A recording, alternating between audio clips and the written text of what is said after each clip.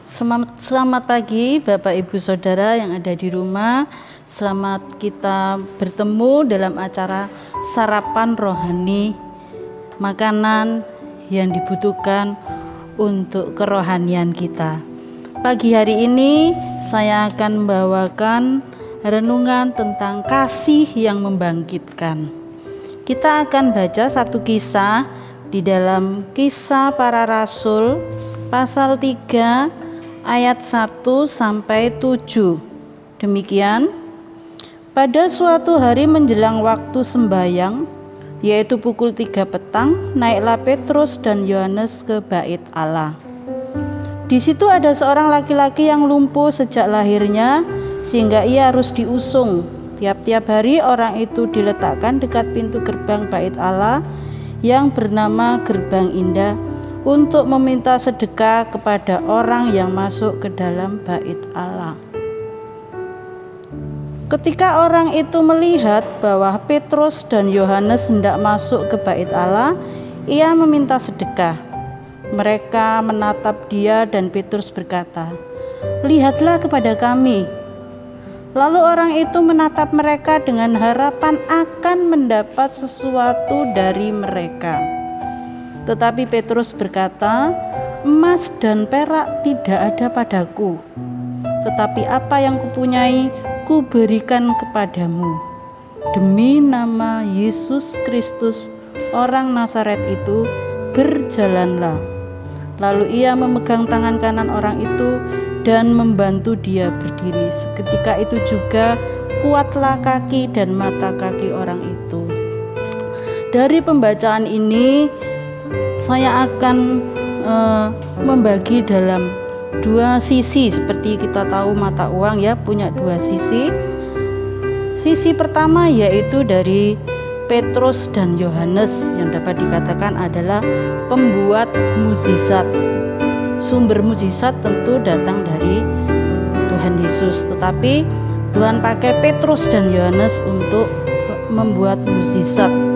Lalu sisi yang kedua yaitu dari si lumpuh yang mengalami mukjizat. Mengapa Petrus dan Yohanes dipakai sedemikian oleh Tuhan Yesus? Ada dua hal. Pertama yaitu Petrus dan Yohanes adalah orang-orang yang mengasihi Tuhan Yesus dengan motivasi yang tulus. Kita ingat bahwa sebelumnya Petrus dalam 3,5 tahun bersama-sama Tuhan Yesus, bagaimana dia tampil sebagai murid yang terdepan ya, seolah-olah dia paling mengasihi.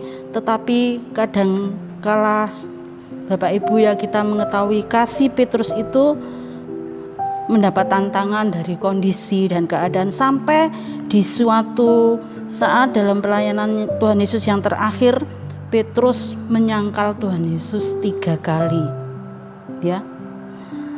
Setelah Tuhan Yesus bangkit, maka Tuhan Yesus bertanya kepada Petrus sampai 3 kali ya, untuk meyakinkan bagaimana sih kasih Petrus itu kepada Tuhan ya.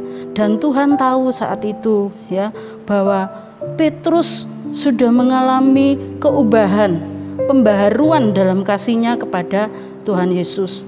Itulah sebabnya maka dia dipakai luar biasa setelah kebangkitan Tuhan Yesus dan setelah pencurahan Roh Kudus ya. Lalu yang kedua yaitu mengasihi sesama dengan sepenuh hati.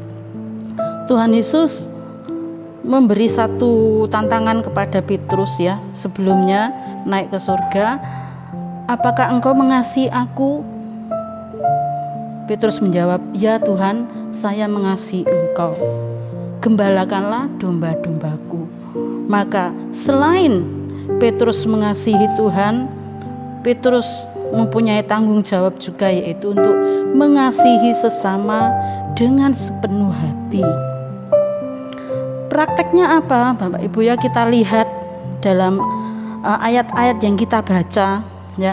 Ketika Petrus Yohanes diperhadapkan pada orang yang membutuhkan kasih, orang yang mengalami satu kelemahan, ya, ketidakberdayaan. Dia ingat, dia mempraktekkan kasih itu. Kita melihat di dalam ayat yang keempat dikatakan, lihatlah kepada kami. Jadi Petrus dan Yohanes bilang, waktu ada si lumpuh itu untuk meminta sedekah, dia bilang, lihatlah kepada kami. Ya, berarti ada satu perhatian khusus, pandangan Petrus yang penuh dengan belas kasih ditujukan kepada si lumpuh tadi. Ya, ada banyak orang yang lewat di situ, ya, untuk memasuki bait Allah untuk beribadah. Tetapi mungkin orang-orang yang lewat itu cuma memberi sedekah uang, ya, ini tanpa memandang kepada si lumpuh ini, tanpa peduli apa sih sebetulnya keperluan dari si lumpuh ini, ya. Tetapi melalui Petrus dan Yohanes, ya, dengan dia memandang, ya, tergerak hatinya dengan belas kasihan, dia menyuruh si lumpuh itu, lihatlah kepada kami, ya. Lalu yang kedua yaitu perkataannya menjadi berkat, memberi semangat kepada si lumpuh ini, ya, untuk bangkit, ya. Perkataan kita mungkin, ya Bapak Ibu, sering menjadi batu sandungan bagi orang lain, ya. Sering membuat orang lain makin down dalam masalahnya. Tetapi kita mau belajar dari sini, ya. Setelah mengalami satu keubahan, ya, Petrus ini memperkatakan kata-kata yang positif, yang berdampak positif bagi orang yang membutuhkan, yang membangkitkan semangat, ya. Kalau sebelumnya, ya, kita lihat Petrus ini bahkan sampai menyangkal Tuhan Yesus, ya. Tetapi setelah mengalami satu pembaharuan, ya, mengalami dipenuhkan oleh Roh Kudus, dia menjadi satu pribadi yang baru, yang memperkatakan perkataan-perkataan berkat dan semangat bagi orang lain. Kemudian yang ketiga yaitu dia mengulurkan tangan. Ada satu perbuatan nyata, bukan cuma ngomong dan menyuruh orang lumpuh itu menatap dia, memandang, tapi Petrus mengulurkan tangan kepada si lumpuh ini. Kita lihat di ayat yang ke-7. Lalu ia memegang tangan kanan orang itu dan membantu dia berdiri, ya. Jadi bukan cuma ngomong, tapi dia mengulurkan tangan untuk memegang tangan orang itu dan membantu si lumpuh berdiri. Akhirnya apa? Ya, dampak dari belas kasih Petrus dan Yohanes ini, maka si lumpuh menjadi sembuh, ya. Kita lihat seketika itu juga kuatlah kaki dan mata kaki orang itu, ya. Saudara-saudara, ya, kita mau sebagai anak-anak Tuhan, ya, karena Tuhan sudah memberikan kasih-Nya yang tulus, kasih yang tanpa syarat kepada kita, maka kita mau juga seperti apa yang dilakukan oleh Petrus dan Yohanes, melihat sekitar kita, melihat saudara-saudara kita yang membutuhkan uluran tangan kita, kasih kita. Kalau mungkin kita tidak bisa memberikan mungkin harta benda kita, ya, karena kondisi kita bisa memperkatakan berkat, semangat, ya, dan kita bisa mengulurkan tangan kita melalui doa-doa kita. Kita mau lihat dari sisi yang kedua, yaitu si lumpuh.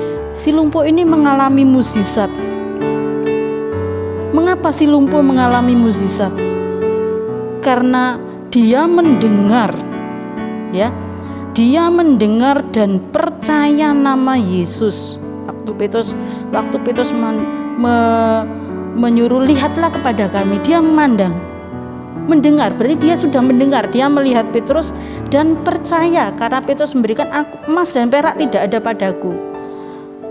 tetapi demi nama Yesus Kristus. Ya, Petrus sudah memperkenalkan nama Yesus ya kepada orang lumpuh ini, dan orang lumpuh ini percaya. Maka terjadilah mukjizat pada saat itu, yaitu kesembuhan. Yang kedua, orang lumpuh ini menjadi sembuh, bukan cuma sembuh lalu meloyong pergi, tapi dia memuji-muji Tuhan. Bahkan di ayat selanjutnya saudara-saudara dapat membaca bahwa orang ini tidak mau lepas dari Petrus dan Yohanes, dia ikut masuk ya untuk ke bait Allah ya. Dan yang ketiga yaitu membuat orang yang ada di sekitar itu terheran-heran karena kesaksian si lumpuh ini yang baik ya, karena kepercayaannya kepada Tuhan Yesus. Kita mau baca di ayat 11 ya. Karena orang itu tetap mengikuti Petrus dan Yohanes, maka seluruh orang banyak yang sangat keheranan itu datang mengerumuni mereka di serambi yang disebut Serambi Salomo. Jadi karena dia sudah disembuhkan, dilepaskan dari kelumpuhannya, ketidakberdayaannya, maka orang ini mengikuti Petrus dan Yohanes masuk dalam bait Allah, bahkan ke Serambi Salomo dengan kesaksiannya bahwa nama Yesus itulah yang memberikan kesembuhan. Maka banyak orang terheran-heran. Kalau kita baca selanjutnya ya, bahkan 5.000 orang ya boleh percaya kepada Tuhan Yesus. Kita mau baca satu ayat di dalam Kidung Agung 8 ayat 6. Bagaimana kasih itu sanggup untuk membangkitkan. Kidung Agung 8 ayat yang ke-6. Taruhlah aku seperti meterai pada hatimu, seperti meterai pada tanganmu, karena cinta kuat seperti maut, kegirangan gigih seperti dunia orang mati, nyalanya adalah nyala api, seperti nyala api Tuhan ya. Karena cinta kuat ya, karena kasih itu kuat mengalahkan maut, mengalahkan ketidakberdayaan dari si lumpuh tadi ya. Mungkin kita juga saat saudara-saudara kita pun mengalami ketidakberdayaan dalam mungkin kerohanian kita. Nah, karena kasih Tuhan Yesus yang besar ya, kasih Tuhan Yesus yang tidak bersyarat itulah sampai dia rela mengorbankan dirinya di kayu salib, memberikan kasihnya kepada kita ya, supaya kita menjadi pribadi-pribadi yang bangkit ya. Tidak terus dalam kelemahan kita, ketidakberdayaan kita, tapi kita tampil menjadi orang-orang pemenang ya, menjadi orang-orang yang bangkit bergerak untuk kemuliaan nama Tuhan Yesus Kristus. Demikian sarapan yang dapat saya sampaikan pagi hari ini. Kiranya Tuhan Yesus memberkati kita semua. Puji Tuhan, haleluya.